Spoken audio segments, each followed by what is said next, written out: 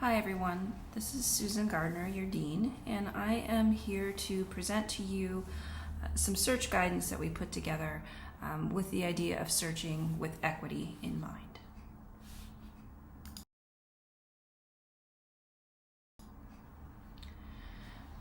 As you all know, every part of our college's efforts are centered around diversity, equity, and inclusion, and searches are no different.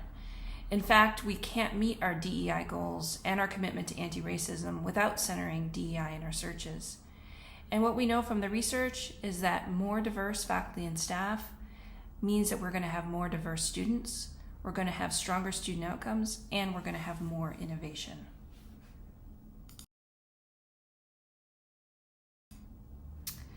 So first, let's talk about committees.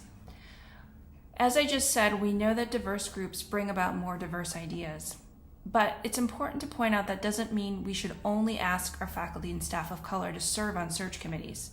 We need to think about different kinds of diversity among groups of people, whether that is race, gender, sexuality, nationality, first generation status, socioeconomic status. There's lots of different ways we can think about diversity, and all those different ways bring different perspectives to the table. And also remember that everyone, regardless of their identities, can take on an equity lens in the search process.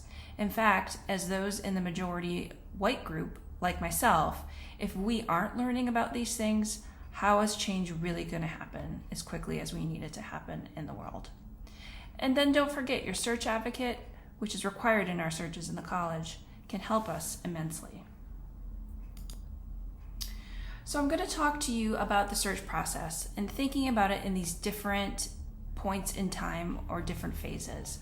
So one is before the search, the job ad, the pool, the review, and then the interview. So before the search, the most diverse candidate pools are the result of thoughtful, planful work far ahead of the job opening and are active rather than passive recruitment in their strategies. And what I mean by that is that passive recruitment tends to just put the ad out there, hoping, we put it out there and the diverse pool will come to us. Build it and they will come. Whereas active recruitment strategies really start way before we even begin searching for the positions.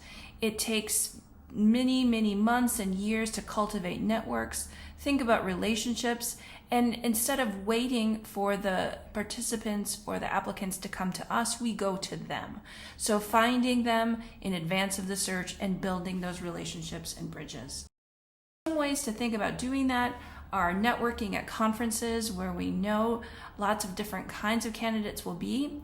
The Southern Regional Education Board has a really strong connection with OSU, and we have our staff going out to those conferences and bringing candidates to our campus. We can also think about cultivating some of these networks through creating postdoc positions where we are intentionally recruiting candidates who might reflect underrepresented backgrounds, and that they can come and live here for 1 or 2 years and see if it's really for them. And then by cultivating connections with minority serving institutions or MSIs, thinking about where the students who have diverse backgrounds might be educated, and how do we connect with those different departments and disciplines and institutions. And I would be remiss without mentioning that we should also visit Institutional Diversity's website for many more great tips, links, and resources on building these kind of networks. So another way we can think about increasing the diversity of our pool is through making diversity, equity, and inclusion a required qualification as part of our job search. So going beyond that required EOA statement and really discussing how we expect demonstrated experience to be had in areas such as teaching for equity, research based on social justice principles, anti-racist pedagogies, as well as DEI service and outreach. If you're looking for some examples, we have lots of great ads that recent hires, for example, in AHE have done, and we can share those with you. Also, think about considering a DEI statement as part of your required qualifications. So this would be something in addition to the cover letter, the CV or resume, and the reference information. And also think about if we're going to do something like that, make sure that it's also considered in your rating criteria. So discuss with the search committee how you're going to evaluate those statements. It's one thing to include them. It's another thing to think about how do we consider the value and the quality of those statements in terms of our search strategies. Also, keeping in mind of this active way of recruiting candidates, we need to remember that advertising a position is more than just a newspaper ad. As I mentioned before, it's including reaching out to other institutions like MSIs, the Holmes Group. We have lots of Holmes scholars throughout the United States as part of the AACT&E group, and also using social media. And from pulling data that we have here through HR, we can learn that most applicants of color don't learn about our positions from newspaper ads like the Chronicle. They tell us that Google searches and word of mouth are the best way that they've been reached and told about our positions. Next is the job ad. Language is very powerful, as we all know, and it also can send signals to applicants. So how do we send messages to prospective applicants about our culture in the college? What keywords do we use as these signals? So think about including things like our college's values, link to our anti-racist commitments in the job ad, refer candidates to the different DEI resources at OSU. Also think about being broad in the field and discipline requirements. We know, again, from research that the broader the requirements are, the more diversity we will yield in our pools. And also watch for coded language. And there's some great tools, again, that are out there that I can share with you.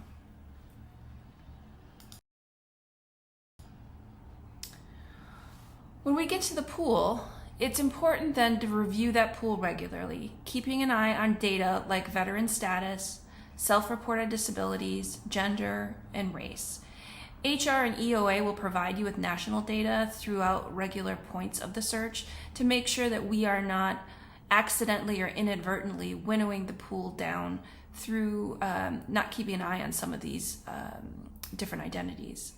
And then also, your hiring manager needs to approve the pool to ensure diversity before moving forward.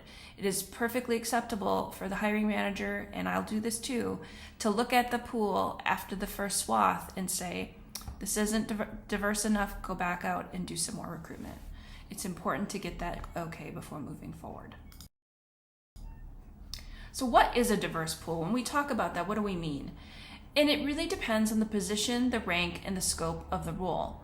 So we know men tend to be underrepresented in many elementary teacher education ranks, and faculty of color are underrepresented in almost all fields.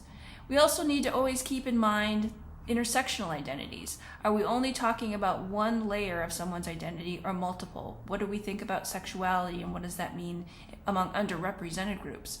What about first generation status for men? So there's multiple ways that we can be considering people's identities in a multi-layered perspective. And it's also a good tip to remember that you must always interview veterans if they meet minimum qualifications. It is Oregon law. So as you review the pool as a committee, it's important to establish your screening matrix as you're writing that job description. Meaning, you really should, as a committee, sit down and decide what you're going to look for before you even begin looking at it. So this is looking at things like numerical rating systems. A lot of us will rank things by a 1 or a 2 or a 5. But what do you mean by that? Discuss in advance as a committee, what does 1 or 2 mean versus a 3 or 5? And how do we distinguish between each of those rating metrics? Also, every committee member should rate each applicant. Don't split them up, as that does not allow for inter-rater reliability. And also, it's important we do not ever consider materials outside of those requested in the job ad. So doing Google searches or social media searches, anything that is not required in our job applicant materials should not be at all consulted.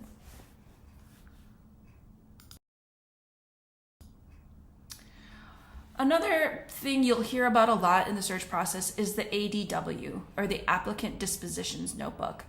This has to be maintained throughout the search, including all notes and rankings. And that is going to be provided by HR before the search begins. And the completed ADW must be reviewed and approved by HR before any interviews can commence. And remember that all search notes, especially those in the ADW, need to be maintained by the college for 3 years post-search. As you begin as a committee working through the rankings, it's important to consider grouping rather than ranking. So when we're evaluating qualifications for an applicant, the committee will select the qualification category that most closely matches the applicant's overall qualifications.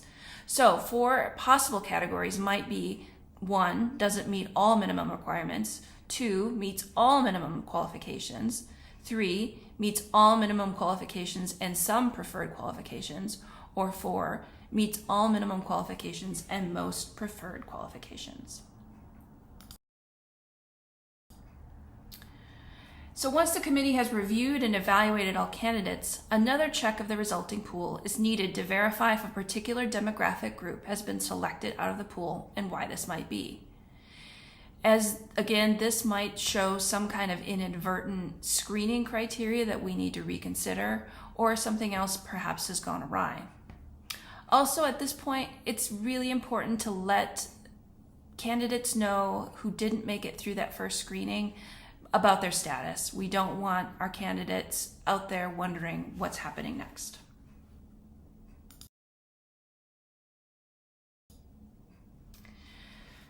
The next slide talks about required qualifications, or RQs, versus preferred qualifications, or PQs. In terms of required qualifications, candidates must demonstrate meeting every required qualification in the position description to advance in the search. So it's really important that as you are working as a committee to put together interview questions and asking about your job ad document required documents, that these should all speak to those required qualifications. If you aren't asking for evidence and not looking for evidence, how will you know that the candidate meets these required qualifications? Preferred qualifications, on the other hand, are kind of what we would think about as the gravy on top of the required qualifications. You can't prioritize these, but rather you can consider them once all the required qualifications are met. Meaning, again, required qualifications have to all be met for the person to advance in the pool. Preferred qualifications can happen on top of required qualifications, but they cannot replace any of the required qualifications to move forward in the pool. Then we get to interviews. Most committees are going to select a long list of candidates for phone interviews or Zoom interviews at this phase. Consider the pros and cons of seeing your candidates at this juncture. What implicit or explicit perceptions are going to come from seeing and talking to your candidates in different modes. Also, construct your questions for the candidates as a committee and use those to glean additional information you might need from candidates. So if this was a place where perhaps the required materials didn't address all the required qualifications, you might want to do that there so you can get the additional information that you need. Make sure that all candidates are asked the exact same questions. And if you're going to record the interviews, ask permission first. Remember, recordings are subject to the same information retention policies as our written documents.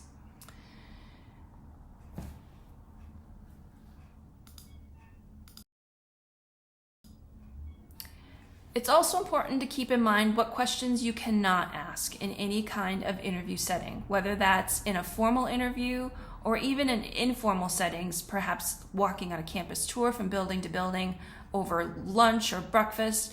You can't ask about these things or anything that might glean information about these categories. Age, that might be, when did you graduate?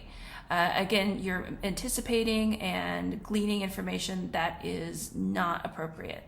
Race, obviously, marital status, and kids. Even saying, hey, do you have kids? And do you have any questions about it? You can't ask about those things, even if it feels like small talk. Health conditions, pay history, religion, nationality, pretty much every protected category cannot be part of questions that you ask.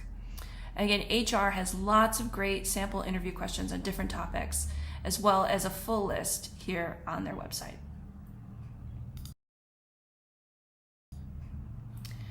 When it comes to reference checking, it's a good idea to request contact information for references rather than letters. You can really hone and tailor the questions you ask referees rather than getting generic letters. Also, decide when it's best to check references. It is required that you do so, but you can get different kinds of information depending on when you ask it. For example, before final interviews or after. How are you going to use that information, and what do you want to learn will be a part of what factors into that decision. And also, the reference checklist should ask the same questions of all the candidates' references. You shouldn't have tailored questions for each candidate. Then the next step, the committee meets again to review all these different sources of data from interviews, references, and along those lines, make sure that anyone who meets with the candidates is given a chance to provide feedback. All that feedback should then be reviewed by the committee. From that meeting, then a list of strengths and weaknesses will be provided to the hiring manager. It should follow a narrative list or a bulleted list of strengths and weaknesses and avoid ranking. After that list has been reviewed by the hiring manager will provide the offer, contacting the chosen candidate and giving the offer details like salary. This should not be the committee that is doing that. And then again, remember that all notes and materials need to be maintained for at least 3 years. Finally, don't forget that your search advocate is a tremendous resource through the whole process. There is a link to find more about this amazing OSU program and how to find your search advocate on the website. And lastly, thank you for your service. I know personally how much time, effort, energy, and passion goes into each and every one of our searches in the college. Know that your work is acknowledged, important, and makes a real difference. Thank you.